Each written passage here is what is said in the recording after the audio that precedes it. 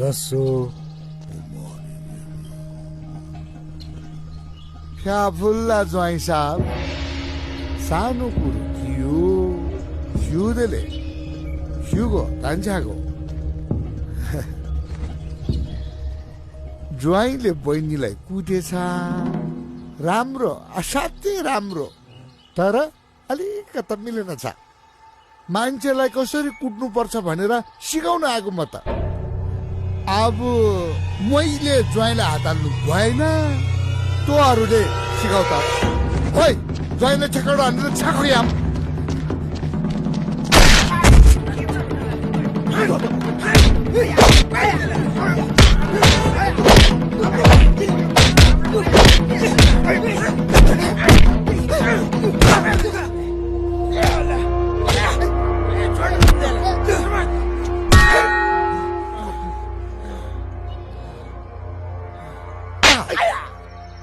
भान्जा भान्जी चाहिँदैन मलाई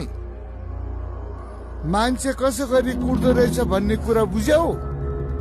ल आफ्नो ख्याल राख खाउमा औषधि लगाऊ तँहरू आइज